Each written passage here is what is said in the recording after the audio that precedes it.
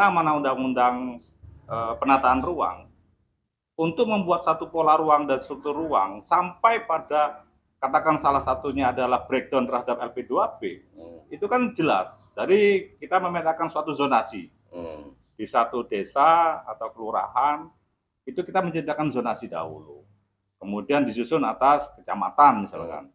Nah, zona-zona itu sudah terbentuk, kemudian didetailkan apa Pak Denny? Didetailkan kembali ke dalam pola rencana detail tata ruang Pak Denny. Tentang peralihan fungsi lahan ini, itu memang seperti apa yang dikemukakan Mas Andi Purnama, hanya mempunyai dampak di situ.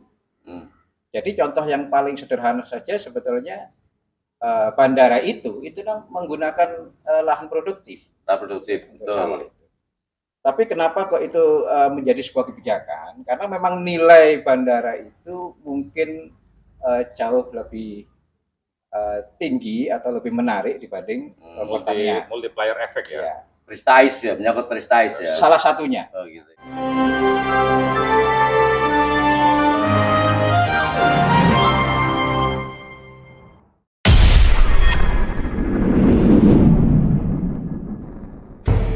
Assalamualaikum warahmatullahi wabarakatuh. Waalaikumsalam warahmatullahi wabarakatuh. Pemirsa netizen dimanapun berada, Banyuwangi ini dalam sejarahnya bahwa lahan-lahan pertanian begitu luar biasa yang sangat potensi. Bahkan dulu ini Banyuwangi dikenal sebagai kota padi karena produktivitas dan kualitas padi di Banyuwangi luar biasa.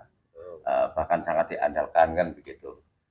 Nah, namun pada perkembangan zaman ini ternyata banyak lahan-lahan pertanian terutama di pinggir jalan raya ini terkikis, tergerus oleh kepentingan tertentu sehingga beralih fungsilah dari yang semula lahan pertanian potensial menjadi lahan-lahan hunian. Nah, padahal pemerintah sudah mengantisipasi dengan melahirkan Undang-Undang Nomor 41 Tahun 2009 yang secara khusus mengatur tentang LP2B, yaitu lahan pertanian pangan berkelanjutan. Nah, di Banyuwangi ini kebetulan di sisi kiri saya ini ada Mas siapa? Andi Purnama.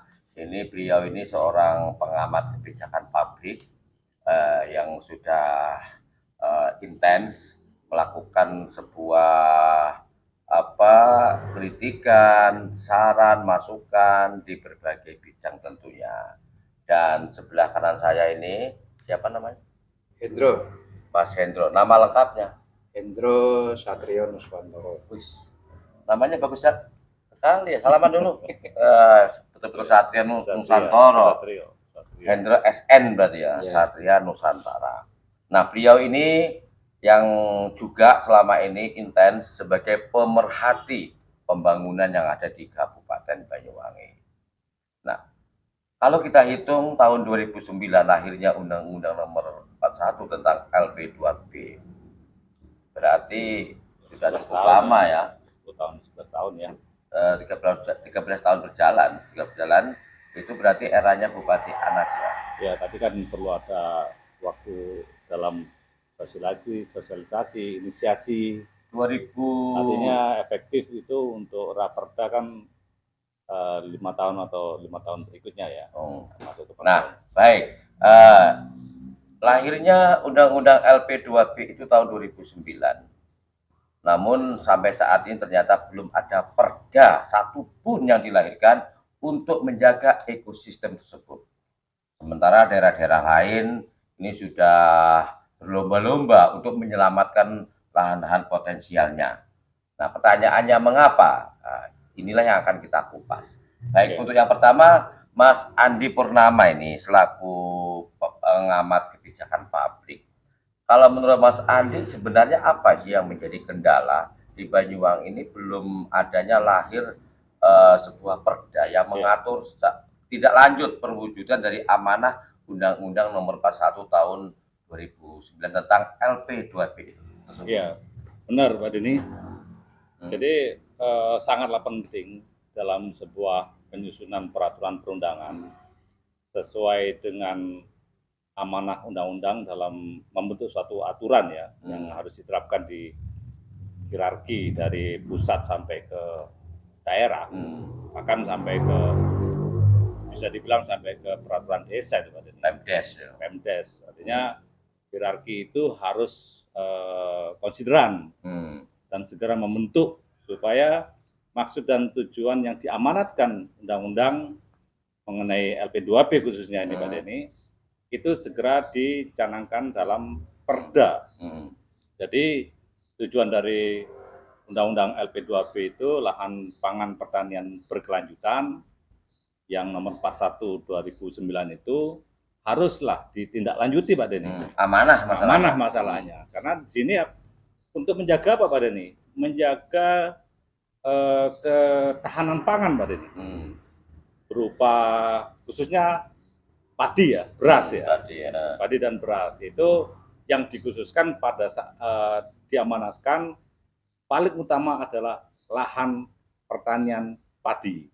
Karena sebagian besar masyarakat kita kan konsumsinya padi. Betul. Sebenarnya kalau kita bicara pangan tidak hanya padi Pak Denny. Betul. Masyarakat kita ini memang sebagian besar padi, ada juga yang pangan lainnya. Kalau kita bicara pangan kan skupnya mungkin kalau masyarakat timur Indonesia itu kan ada yang berbeda ya. Berbeda pangan, tapi yang ada sagu juga di ada sagu, ada Indonesia Timur tapi mungkin ada jagung juga kan.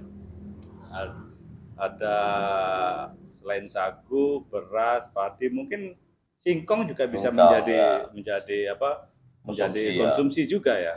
Tapi yang dititikberatkan saat ini untuk menghindari konversi yang begitu masif, khususnya di Pulau Jawa, itu berubah alih fungsikan terhadap lahan-lahan pertanian khususnya pertanian padi Pak Denny.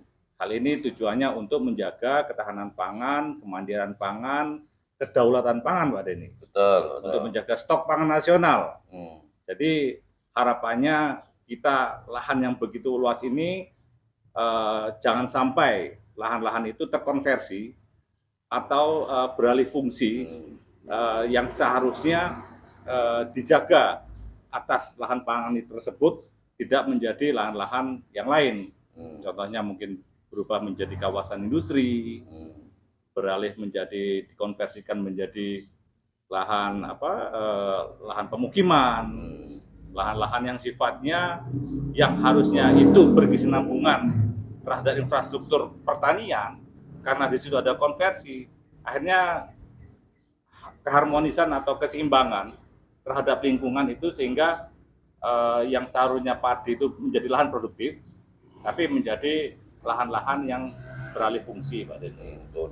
Oke, Mas Andi, kalau kita lihat sepanjang perjalanan kita lewat baik jalan utama nasional, provinsi maupun daerah, dulu itu kan banyak sawah-sawah terbentang begitu luas ya di sepanjang jalan kiri kanan. Namun sebagian besar itu di sana itu saat ini sudah berubah menjadi beralih fungsi seperti tempat hunian, perumahan, ekonomian, wisata. Kira-kira problemnya begini, apa sih yang menjadi kendala? Dilakukan pembiaran beralih fungsinya lahan potensial untuk pertanian menjadi hunian tersebut. Sementara di sisi lain Undang-Undang Nomor 41 itu kan lahir tahun 2009 yang mengatur tentang LP2P. Nah, kenapa sebagai amanah itu di Banyuwangi tidak dijalankan dengan melahirkan sebuah perda demi menyelamatkan dari lahan tersebut? Ya benar.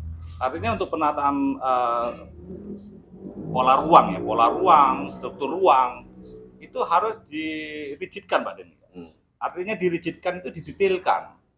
Di mana undang-undang penataan ruang untuk membuat satu pola ruang dan struktur ruang sampai pada katakan salah satunya adalah breakdown terhadap LP2P. Itu kan jelas. Dari kita memetakan suatu zonasi. di satu desa atau kelurahan itu kita menciptakan zonasi dahulu. Kemudian disusun atas kecamatan misalkan. Nah, zona-zona itu sudah terbentuk. Kemudian didetailkan apa, Pak Denny? Didetailkan kembali ke dalam pola rencana detail tata ruang, Pak Denny. Di mana plotting-plotting pemanfaatan ruang tersebut dalam satu kawasan desa itu sudah dibuat secara detail. Berapa perbanding atau skalatis yang digunakan dalam RDTR atau rencana detail tata ruang tersebut, itu mengharuskan dalam skalatis 1:5.000. Jadi peta desa itu sudah terpetakan secara rigid, terplotting dengan skala 1:5.000, dan itu harus menggunakan peta Bakor Sultanal atau BIG ya, Badan Informasi Geospasial. Dan itu harus menggunakan peta yang update, Pak Denny. Bukan peta yang lama, karena kan peta yang lama kan sudah banyak berubah ya. Jadi penyesuaiannya.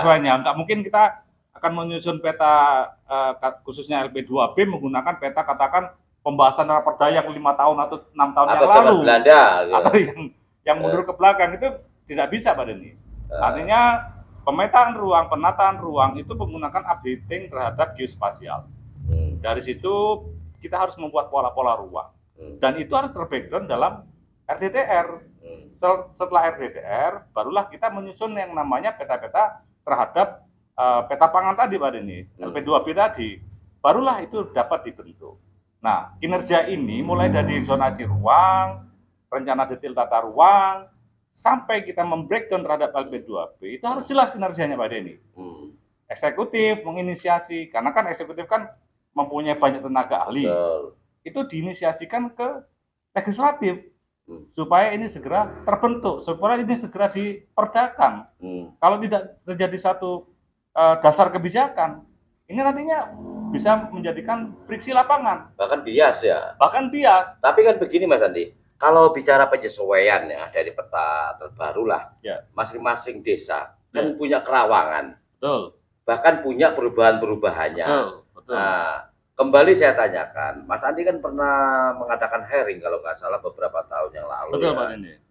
Ada nggak diketahui atau alasan yang disampaikan oleh pihak Pemda dalam hal ini dengan tidak dilaksanakannya amanah Undang-Undang Nomor 41 Tahun 2009 tersebut tentang LP2B.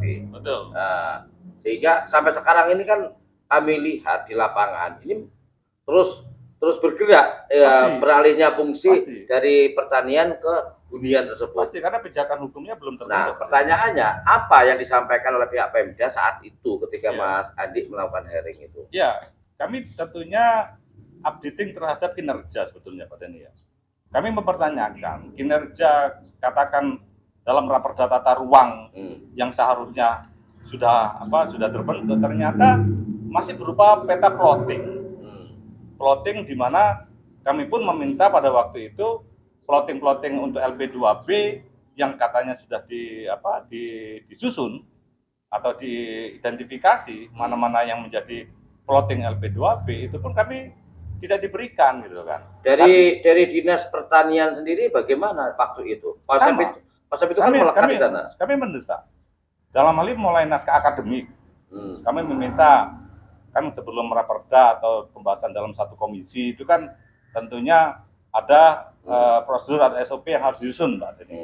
Karena marwah daripada raperda itu adalah dasarnya adalah naskah akademik.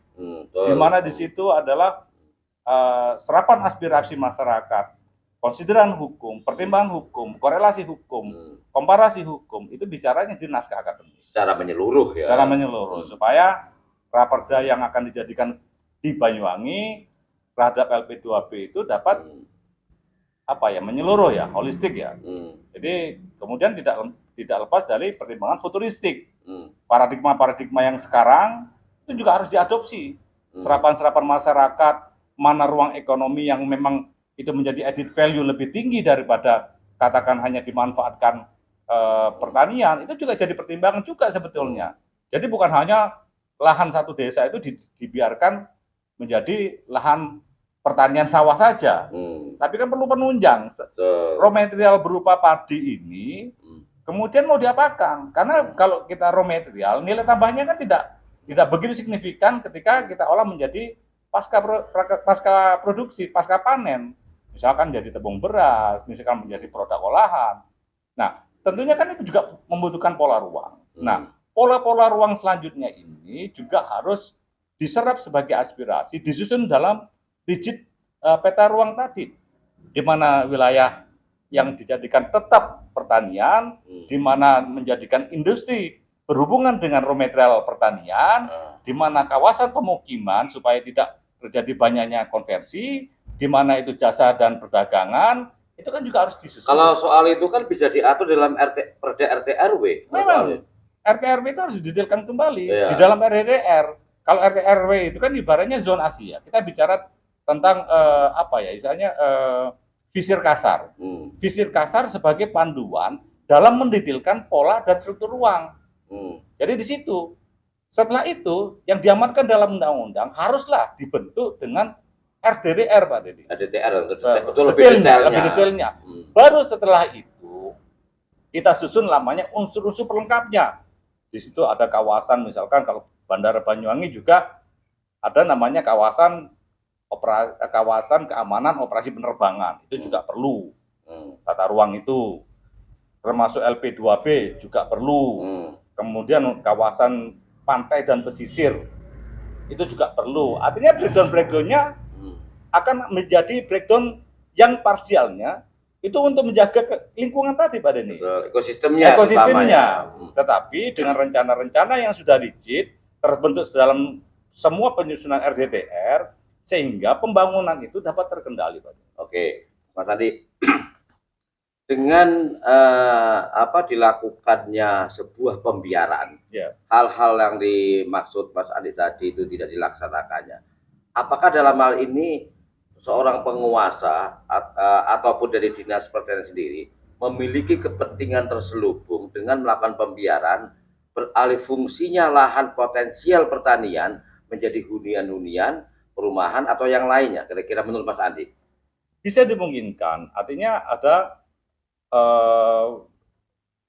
satu dua pihak ya dalam hal kepentingan katakan mengkonversi atau mengalihfungsikan lahan itu untuk kepentingan komersial, taking profitnya lebih tinggi, Pak Denny.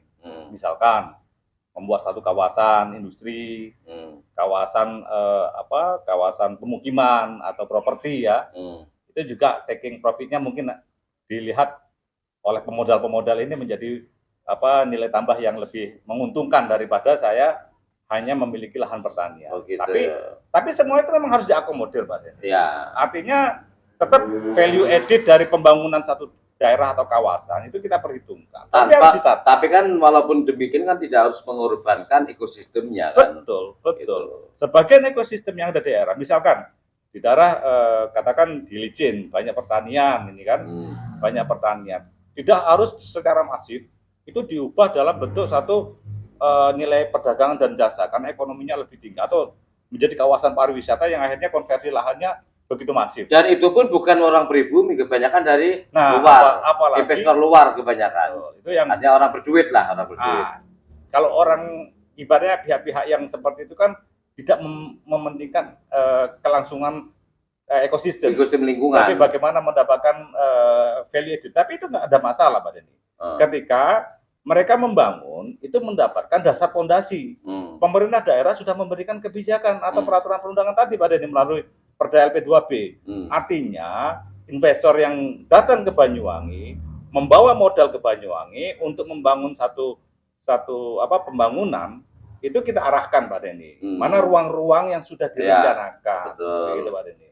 Jadi, artinya ada kemungkinan di sini bahwa penguasa saat itu hingga sekarang ini melakukan pembiaran dengan pengorbanan sebuah ekosistem dengan lebih memanjakan investor-investor berduit. Apakah demikian itu? Ya ada korelasinya ya, karena value added yang diciptakan misalkan dalam pembangunan real estate misalkan kan, itu kan tentunya nilai harga tanahnya akan naik ya untuk di lingkungannya. Tapi kan itu kan faktor pragmatis, Pak. Betul, dan itu mengorbankan ekosistem. Oke, Mas Adi, sekarang kita bergeser ke Mas Hendro Satrio Nusontoro. Wah, ini Mas Satrio. Sebentar, saya sebelum memulai supaya saya dapat kopi dulu. biar aku dapat apa insting lagi baru. Siap. Mas Hendro, seperti yang kita dengar tadi ya,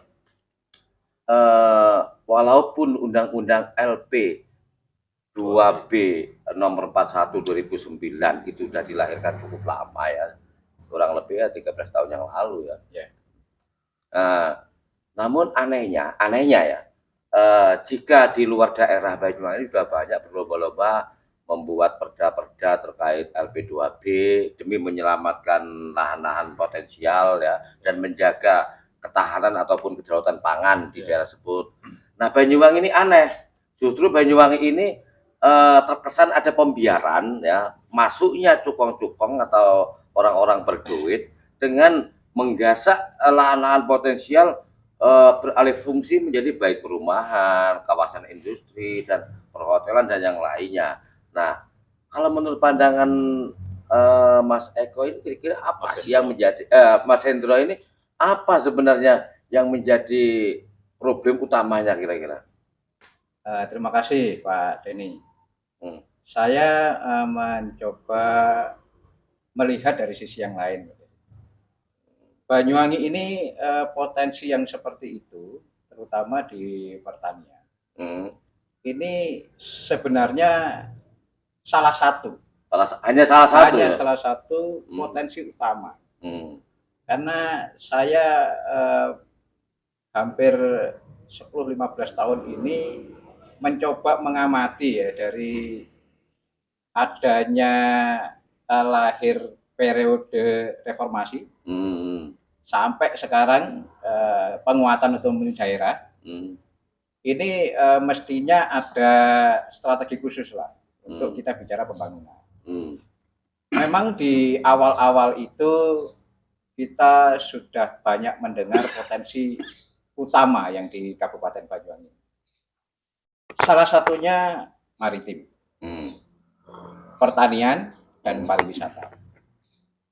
Satu dekade ini pemerintah Banyuwangi lebih fokus dan intens menggali hanya satu potensi utama saja, yaitu di bidang pariwisata.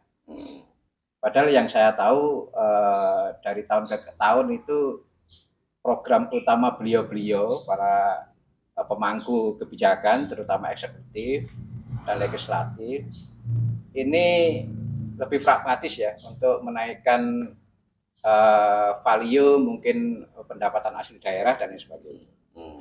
Tentang peralihan fungsi lahan ini itu memang seperti apa yang dikemukakan Mas Andi Purnama, hanya mempunyai dampak di situ.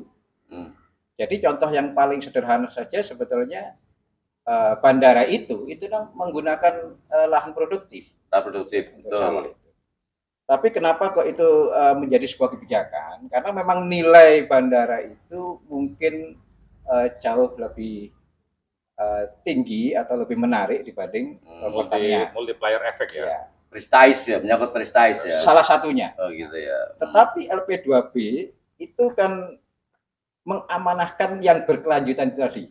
Nah, mestinya setiap kali pembangunan itu lebih diperhatikan itu yang setiap proyek itu sebetulnya keluar yang namanya AMDAL, analisa dampak lingkungan. Nah, salah satu di analisa dampak lingkungan itu ya penggantian dari lahan-lahan semacam ruislat begitu berarti. Semacam itu. Dan itulah yang sebetulnya diatur di LP2B supaya poin berkelanjutannya itu terjadi. Di seputaran apa namanya ya istilahnya lahan-lahan memang yang mempunyai nilai ekonomi tinggi, jalan provinsi dan lain sebagainya. Memang betul secara pragmatis itu meningkatkan apa namanya pendapatan asli daerah ya. Peningkatan ekonomi masyarakat sekitar. Tapi ya itu tadi, kalau itu ditentukan secara serampangan ya dampaknya menjadi tidak baik. Sudah potensi pertaniannya hilang, potensi ekonominya itu hanya sesaat, paling 2-3 tahun udah nggak terasa lagi. Mungkin Salah satunya ada pariwisata yang setelah dibangun, setelah 2-3 tahun sepi. Misalnya begitu. Mangkrak Nah, akhirnya. hal-hal itu sebetulnya terjadi karena perencanaan yang kurang matang. Itu menurut saya. Jadi memang LP2B dan kebijakan turunannya atau dari tata ruang sampai ke LP2B itu seharusnya ya mempunyai ikatan erat pembahasannya. Jadi aturan-aturan itu sebetulnya secara nasional itu sudah disepakati, Pak Lim, bahwa lahan yang diperuntukkan atau dipergunakan, dialihfungsikan sebagai lahan-lahan yang punya dampak ekonomi lebih tinggi, itu solusinya ya terbentang luas sebetulnya. Ya. Apalagi di Banyuwangi. Ya. Salah satunya di Banyuwangi ini mempunyai yang namanya lahan marginal. Lahan marginal itu lahan yang tidak terkelola. Yang dalam status asetnya itu sebetulnya milik daerah. Tapi tercampakkan ya? Tidak diperhatikan gitu aja. Ya, tercampakkan ya. berarti ya. Mestinya kan potensi-potensi untuk mencetak sawah baru itu cukup terbuka untuk para eksekutif atau pemangku kebijakan itu dibahas gitu. Dalam penentuan tata ruangnya ini ada lahan yang memang bisa digunakan untuk lahan penggantinya dan lain sebagainya. Aturan tadinya sudah ada sebetulnya, kalau ini digunakan untuk proyek nanti disiapkan yang di mana gitu penggantinya.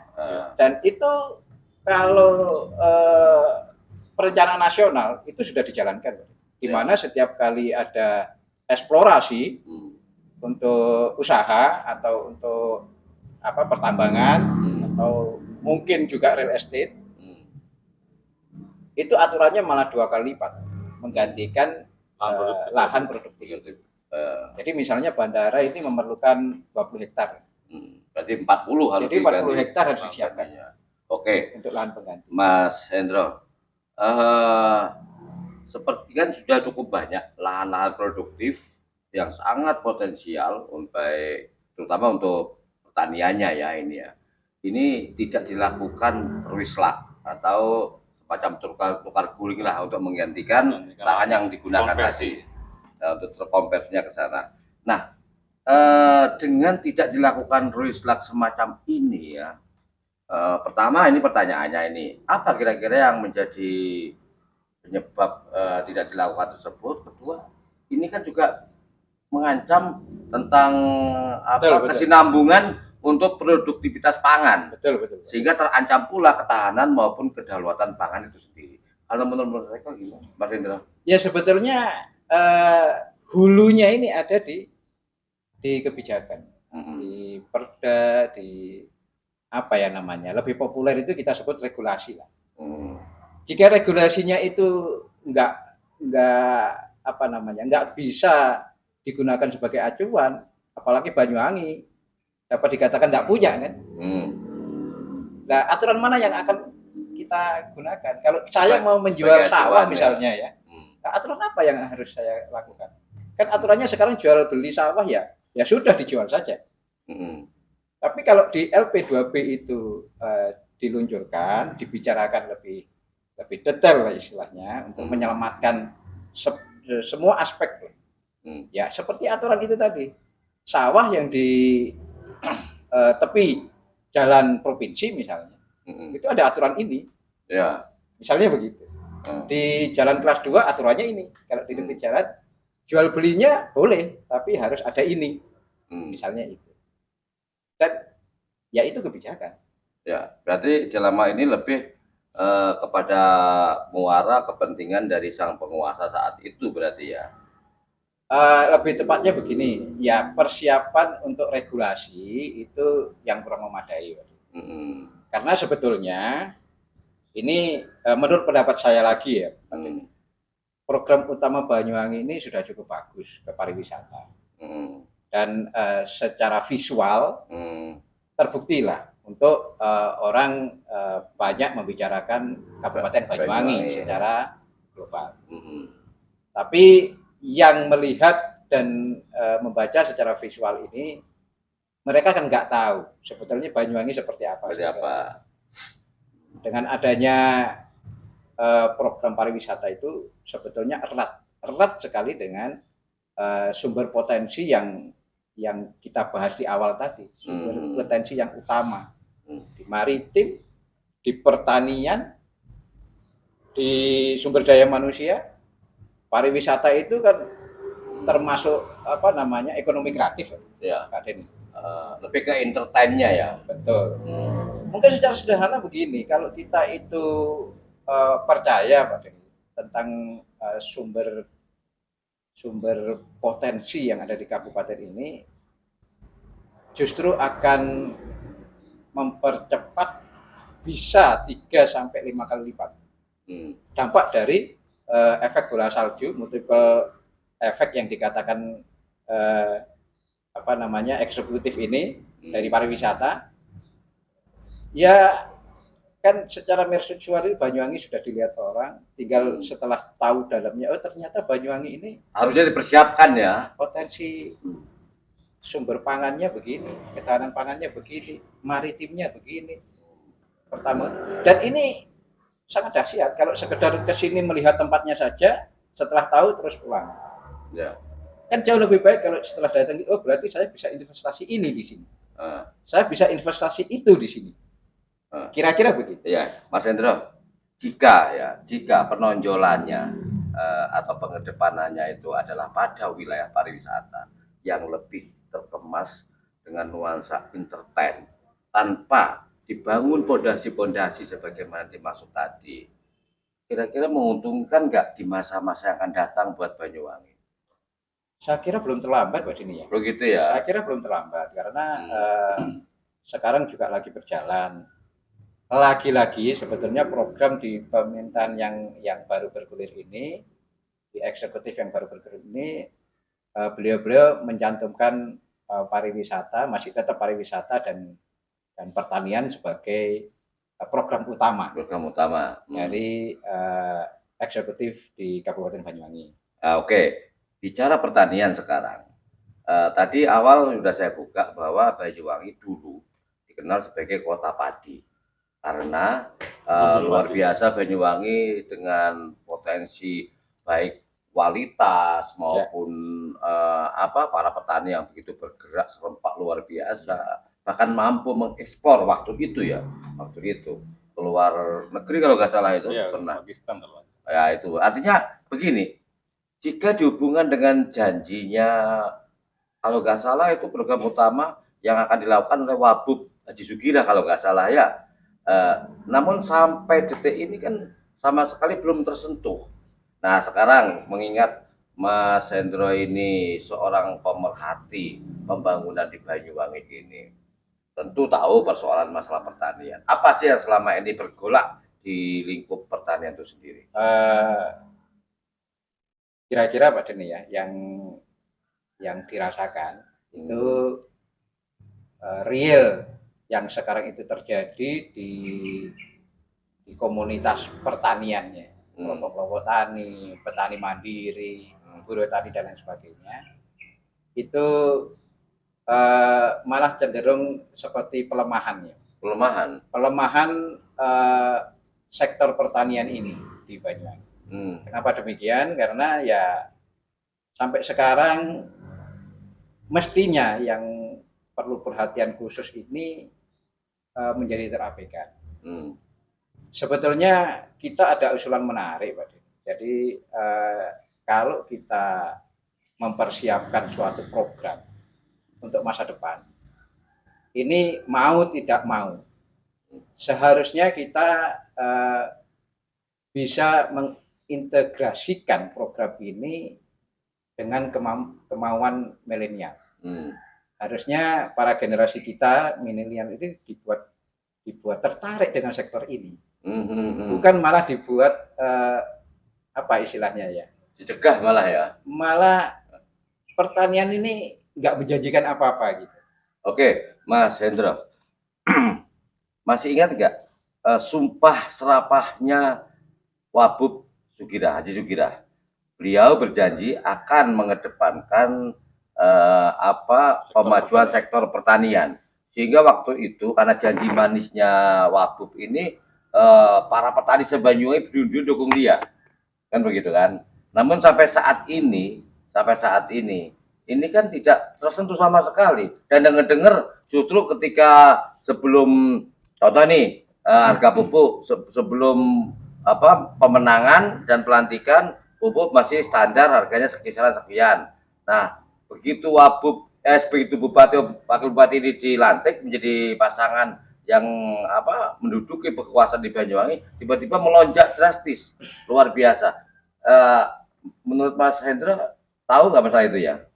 Ya, permasalahannya memang cukup rumit ya Pak Denny ya. Jadi di sektor pertanian itu sebetulnya pengaruh regional dan global itu cukup besar.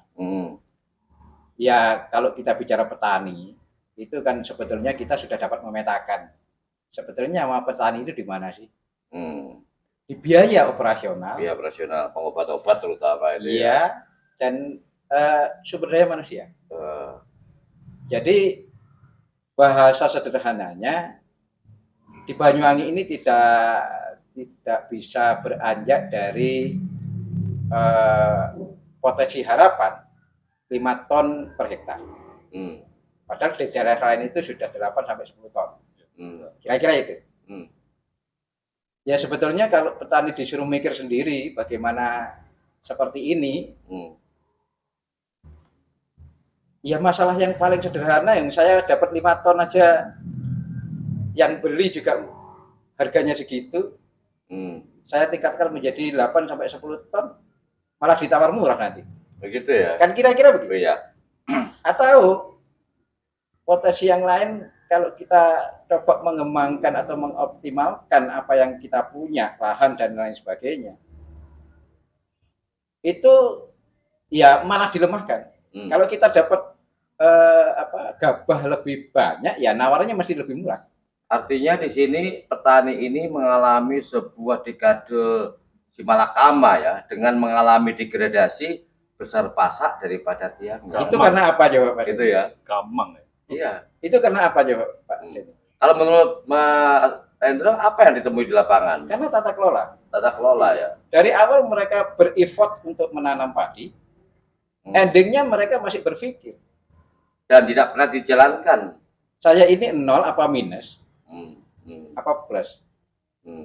Itu dari awal tanam itu sudah sambil tanam sambil mikir itu. Iya. Gimana kalau satu persatu ini bisa diselesaikan oleh ya pengampu kebijakan ini ya, utamanya di legislatif maupun eksekutif. Oh, gitu. Jadi istilahnya mulai dari nyawa petani tadi, dari mulai tanam ini bibitnya harus bagaimana, pupuknya harus bagaimana, melakukannya nanti pasca panen itu dimanage dengan baik. Saya pikir bukan pekerjaan sulit kok. Iya. Kalau memang ada diniati ya untuk membangun daerah. Saya ya. bisa dibayangkan Pak Denny, kalau misalnya petani itu semuanya suruh mikir sendiri, ya jadinya ya begitu. Apa gunanya punya pemerintahan kalau suruh petani berpikir sendiri? Betul. Jadi mendingan kembali ke masa lalu aja di era purbakala gitu. Jadi salah satu yang umum di kalangan petani kita itu mau menanam itu kita cari hutangan. Setelah panen harga turun dan enggak sesuai dengan yang biaya dikeluarkan. Kira-kira begitu. Kalau ini alasannya ya memang seperti itu, wong kita mengikuti pasar global. Kenapa kok kita nggak mengeluarkan perda lah untuk potensi utama ini? Iya, klasik banget lah kayak gitu ya. Betul. Tadi sudah muncul data akhir di 60.000 hektar sawah baku. Meskipun posisi sekarang ya, kalau sebelumnya 80 hektar itu karena penyusutan di sektor tadi banyak digunakan di kawasan ekonomi, kawasan pengembangan wisata, ya termasuk hotel, bandara, tempat-tempat wisata, dan pertambangan mungkin ya. Itu kan udah kelihatan ya, dari 80% ke 60% itu hampir 20.000 hektar sawah baku yang berkurang. Artinya upaya pelemahan terhadap sektor pertanian itu dilakukan dengan sengaja dan secara masif berarti ya? Ya kalau ngomong sengaja sih saya nggak boleh ya seujuan begitu. Oh gitu. Ini kan sebuah pertanyaan Betul. yang harus dijawab. Jadi mereka itu apa ya? Kalau bahasa saya ya kurang perhatian aja Begitu ya. terhadap permasalahan ini. Kalau kita semuanya sektor-sektor potensi yang ada di daerah ini mengikuti tren pasar yang ada di global maupun reguler, yaitu ini yang terjadi. Loh, harusnya kan kita di sini harus penentu, bukan mengikuti di luar, kan begitu kan? Itu kalau itu harusnya kita yang punya harus mengikuti sana lucu gitu. Itu maksudnya yang kita harapkan bahwa hulu dari permasalahan ini adalah regulasi. Sekali lagi itu. Oke Mas Hendro. Artinya ini jelas pada kesimpulannya bahwa dengan melakukan pembiaran itu dalam bentuk lain sebagai bentuk pelemahan terhadap sektor pertanian. Sementara ketika produktivitasnya dengan biaya yang luar biasa, obat-obatan yang melambung tinggi, begitu panen harganya anjlok, justru kita yang punya harus pasrah kepada tren globalnya. Untuk sahabatku itu ada 3 poin Pak Denny yang saya coba garis bawahi. Yang pertama itu tata kelola pupuk, bibit dan pupuk secara operasional. Yang kedua itu peningkatan sumber daya manusia di bidang pertanian, mengaktifkan kembali PPL, tidak malah dikurangi, Pak Denny. Oh gitu ya. Yang ketiga ini yang paling penting, memberikan satu sinergitas yang cukup lah terhadap milenial. Jadi kita harus berpikir bagaimana menanam ini, berkecimpung di sawah dan di kebun ini, itu merupakan harapan yang sangat baik untuk masa depan mereka. Nah ini amanah yang berkelanjutan tadi. Berarti ini sebuah kemandirian yang harus kita prioritaskan berarti ya. Bayangin Pak Dhani kalau milenial di Banyuwangi ini sangat interest terhadap bisnis pertanian. Bisa dibayangkan. Ya luar biasa. Kita bisa bertahan 20 bahkan sampai Banyuwangi ini ada.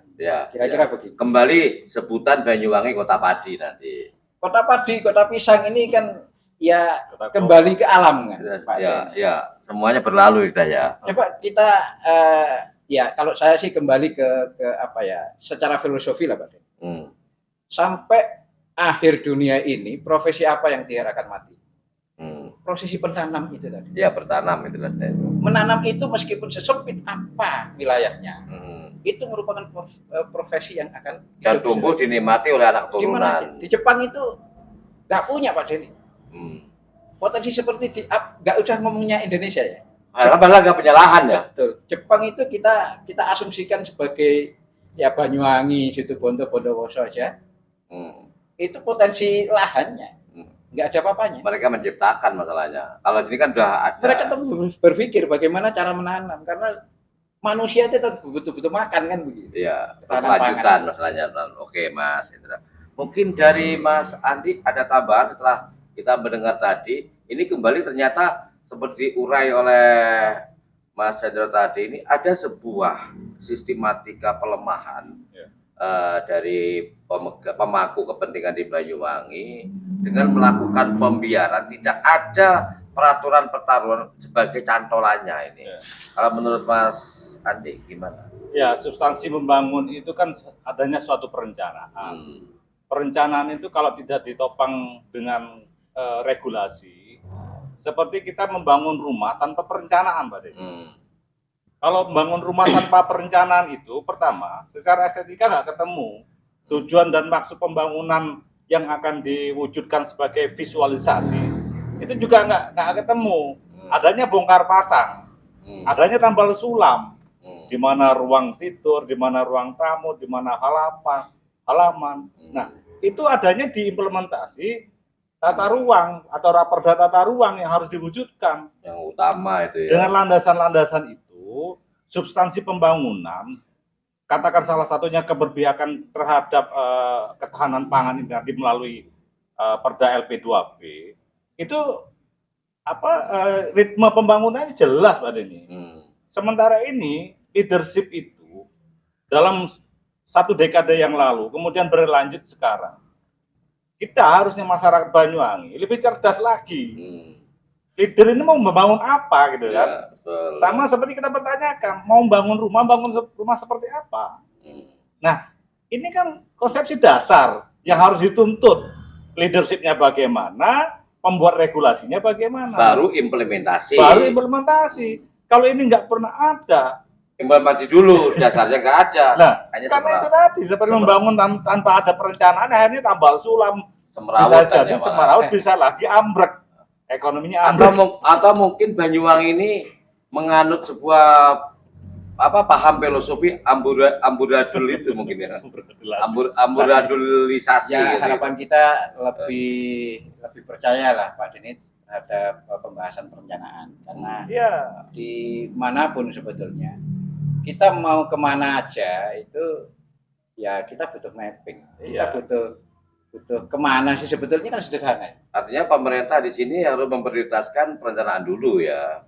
Betul, regulasi juga. Itu bagi kami pengamat itu ya rencana itu hampir menjadi kebutuhan lebih dari 50%. Mutlak gitu. Kenapa? Karena di situ ada efisiensi biaya, ada efektivitas dampak, apapun, dampak sosiodemografi, dampak lingkungan, dampak kultural, itu di perencanaan ada semua.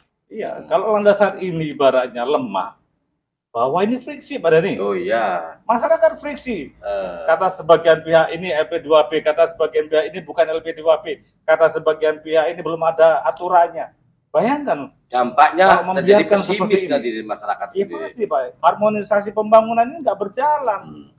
Kita mempertanyakan leadership itu. Oke. Terima kasih kalau gitu Mas Hendra juga Mas Andi. Baik. Pemirsa, atur dulu dikit saya itu.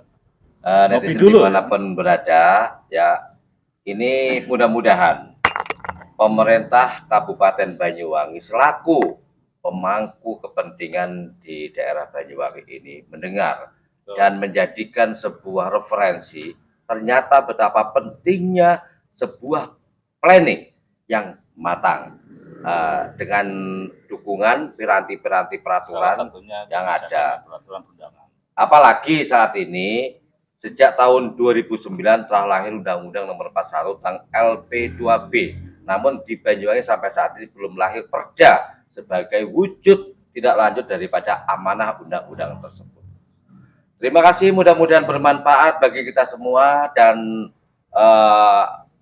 Pemkab Banyuwangi juga merasa introspeksi untuk memulai penataan yang lebih baik lagi. Salam budaya berbasis kearifan lokal. Wassalamualaikum warahmatullahi wabarakatuh. Terima kasih Kang Hendro. Kopi lagi.